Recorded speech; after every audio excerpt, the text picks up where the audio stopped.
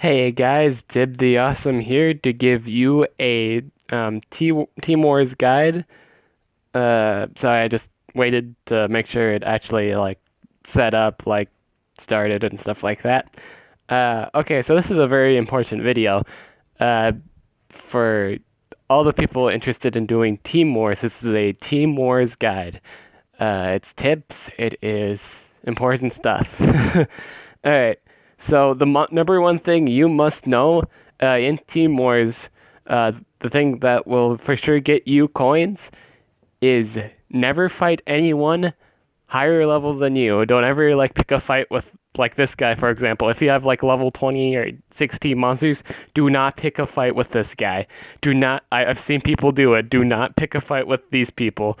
If you're not equally leveled. If you're not equally, I don't care if there's only one monster on the enemy team that's 10 levels higher than your monsters. Do not pick a fight with them. Do not.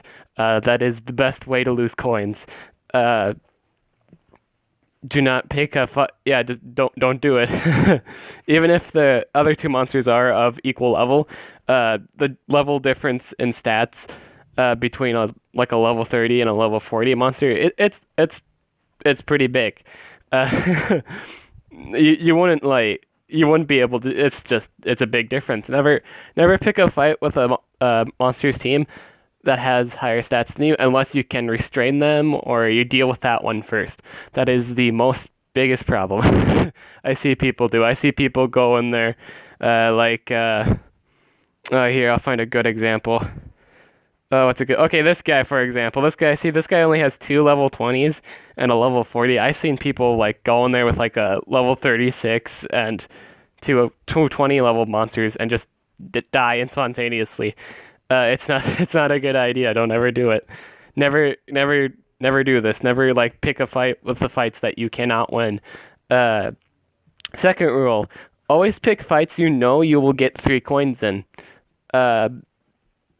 In the bottom left section by player info, there would be an amount of food or gold. It's on this current situation, it's defensive time, so we're not on attack time yet. I decided to make this video now rather than tomorrow because today it wasn't so hot. We lost the last war we were in by a great deal.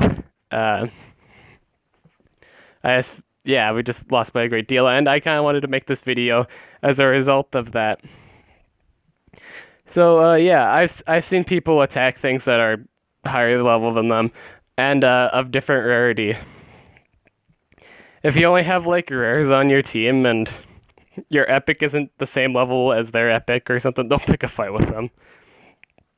The stat difference between an epic and a rare are vast. Unless you have 105 Panikin, don't pick a fight with if you don't have any rares or legendaries or anything like that, and you're picking if you only have a Pandakin as your strongest, don't pick a fight.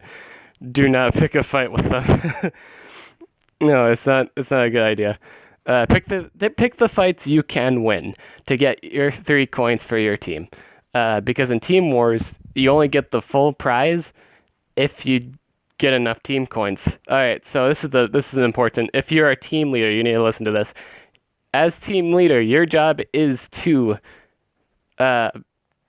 depends if you don't have a whole lot of stuff yet, but your job is to essentially beat all these high ranking guys, really. The highest level players. I mean, the highest level players in your opposing team's comp. You need to beat them so you can get food and money for your guys, for your peeps, for your teammates, your comrades. So that means for everybody else, do not worry about gold or food icon on the bottom left of your screen. Do not worry about that. Just focus on beating the guys. Focus on these guys that aren't prepared for war. Beat the guys that aren't prepared for war. The only guys that should really only ever worry about the guys that are prepared for war is only really essentially the leader, because the leader needs to get food and money for you and your friends. Essentially, yes. Okay, so the third rule in war, runes. keep track of player runes. Runes are essentially a big part of this game, and you absolutely need the rune temple as soon as you can. You need to upgrade it essentially to get to like level 5 runes because runes play such a big part. See, my guys have like my top guy on this defensive team is a Krampus because he is the best deny monster. He's a great defensive monster. I have him bumped up on all speed runes, and they're all level 5 speed runes. I will never get outrun by anything that has level 4 speed runes. If I fought a guy with let's say I don't know let's say okay let's say Master Skill. All right, so this Master Skill has no speed runes. So when I'm attacking in war, I will never have to be worrying about being denied. I will deny this guy first before he can do anything. He has no monster resistant to freeze, so I'll freeze everybody. I'll essentially do a shit ton of damage, and that's game.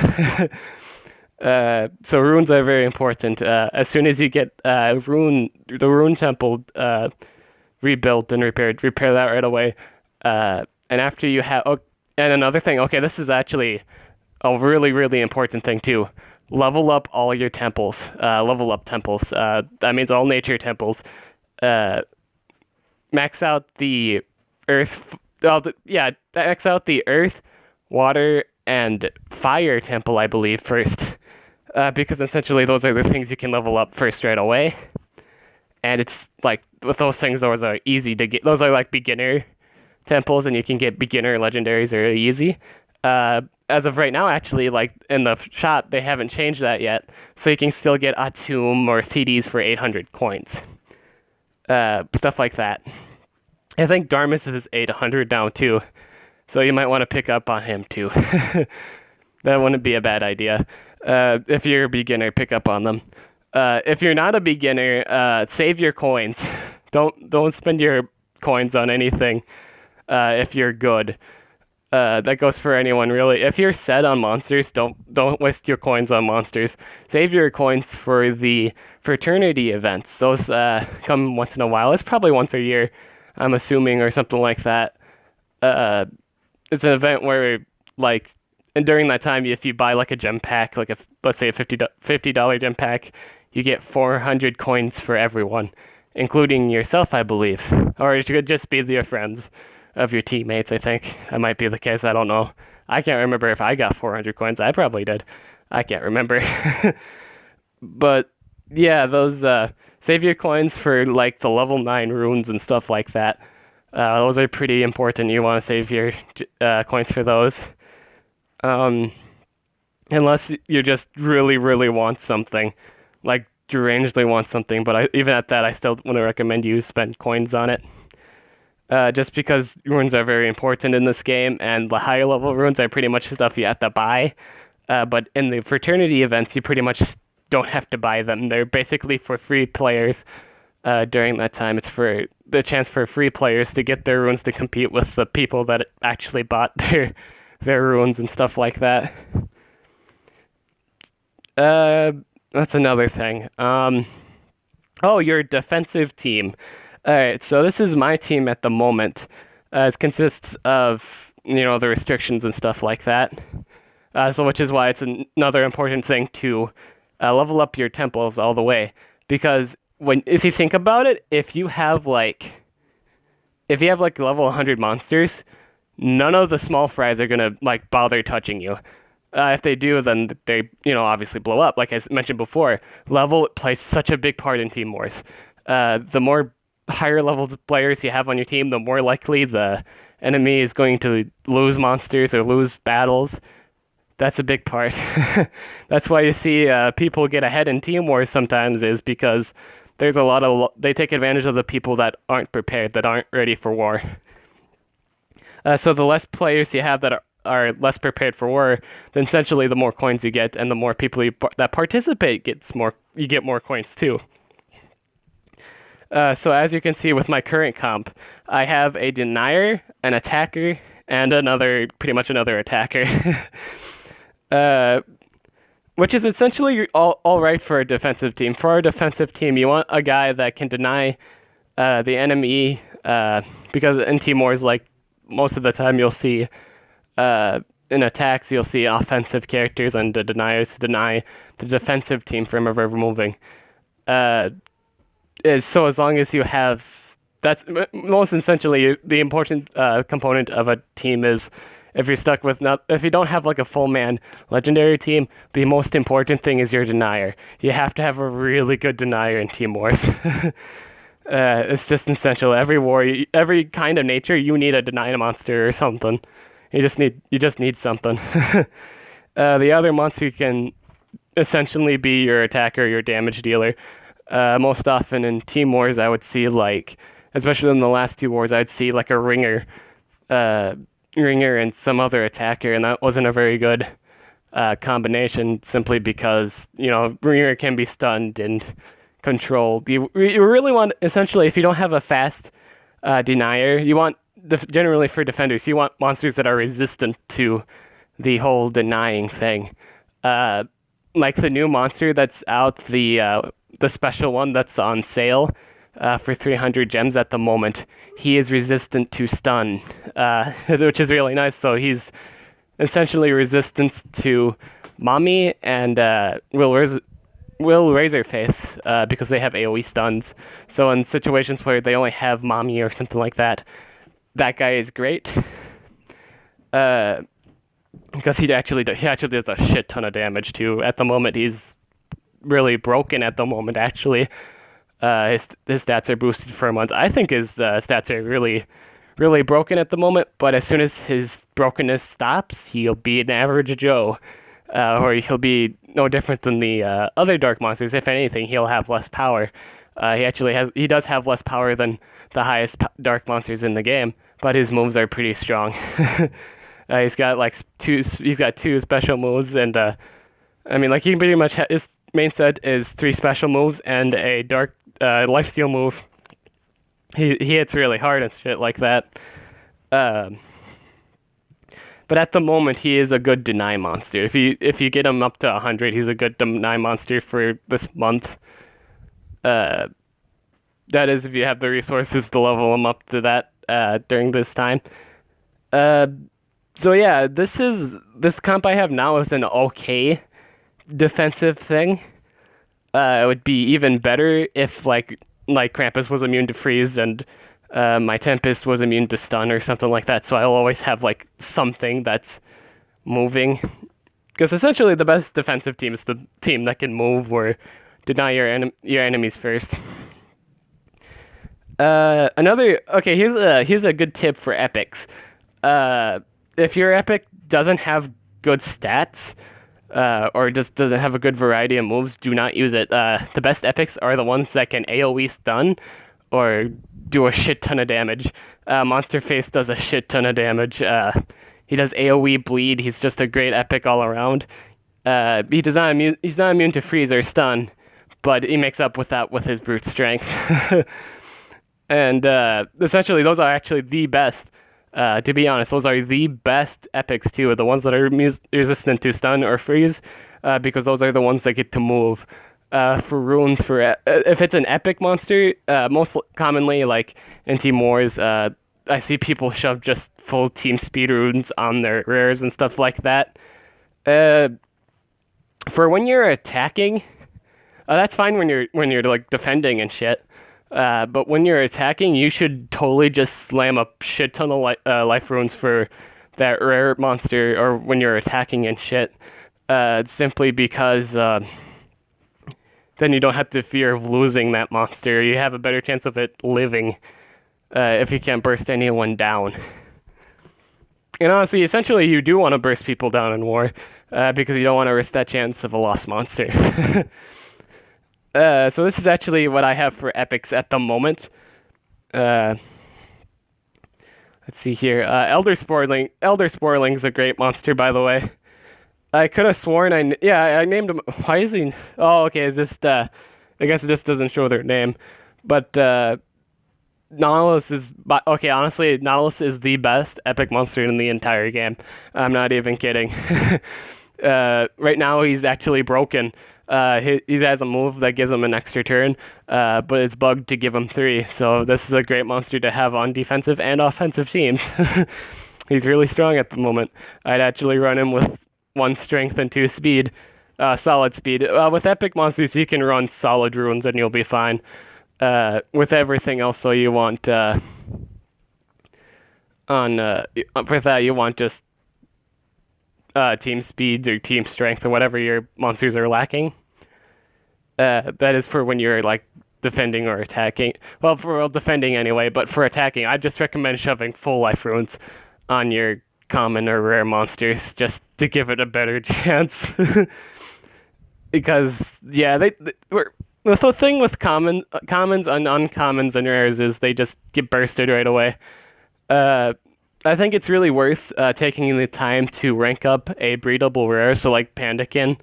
Pandakin's a great thing to get to 105 with the cell laboratory and stuff like that. Because it just has a really high chance of living through the fight with its increased of base health. And its moves aren't that bad either. It's got like a burn and stun move. That's the best move of all rare moves, or rare monsters anyway, is Pandakin's like stun and single target stun and burn. He's the only one that does that too, by the way. I'd like to bring that up. I actually don't have any runes on my Nautilus at the moment just because I don't have any ones to spare. I kind of like to save my runes for like the rune days where I can get an extra life rune, so now I have another thing to work with to make more runes. I would also like to share, I guess we could share that technique too of runes at some point. But yeah, okay, so I do believe it's either we've gone over 2 or 3 important things. Is there anything else I should bring up? Let's see what my team has here. Oh, this guy knows what's up. He's got that Nautilus. Nautilus is so great. Immunity to freeze is so great. Because everybody just for like restraint and something like that, people use freeze. If they're not freezing, then it's stun, but stun isn't spammable, so people more often than not use freeze as a deny. So if you have a full team of deniers, honestly, I think you're good. You don't ever have to worry about being denied. Because all the other stuff is going to be like freeze. If anything, you'll run across a team that has a stun move or AOE stun. At that point, it's as long as you can live through that turn, really, then you're fine. Freeze is more scarier because it can be chained. So honestly, yeah, if you have a full team of anti-freeze, you're pretty solid. I'd also like to say Screet Master Skill is actually a really good supportive monster. I don't know how good he is at denying, but he's okay in everything else. Oops, whoops. I hit my battery usage. There we go. I don't know if you guys if that changes anything. Sorry, that was the connection. I don't know why I pressed this thing on my phone. But that's an that's an alright monster. Oh, I guess another thing. Don't use don't use Pandolf. Pandolf is terrible. Honestly, use another thing too. Use epic monsters that aren't normally attained through breeding. Like the common shit like Pandolf. There's just so many new the new stuff that come out during events or like during events or like breeding events. Those are way better monsters than the monsters you can usually breed. So I would recommend breeding good epics. Nautilus is just one of the best event monsters so far. I got mine. I have mine currently ranked up a stage in the cell laboratory at 95, and it's just going to be really stupid. Essentially, like if you can get an epic monster to 95 or 100 or 105, I think you basically have a legendary at your side that can do shit to the enemy, and that's just phenomenally great. Let's see what. No one has really said anything much on my team. What else?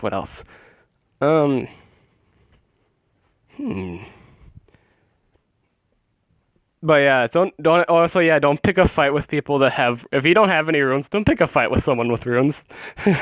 Don't, because the that monster is just gonna have higher base stats.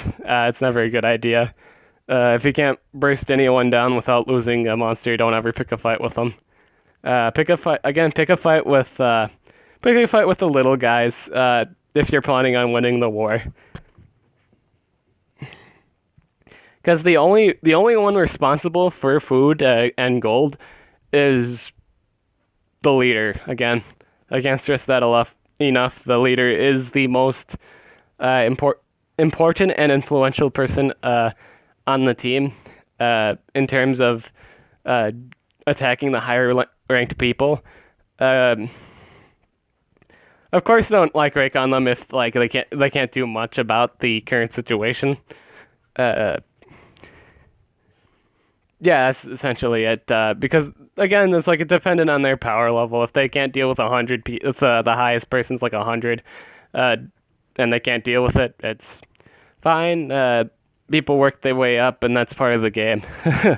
Over time, just be sure to attack people that are either equal to you, that you can know you can beat them, or people that you can for sure dominate.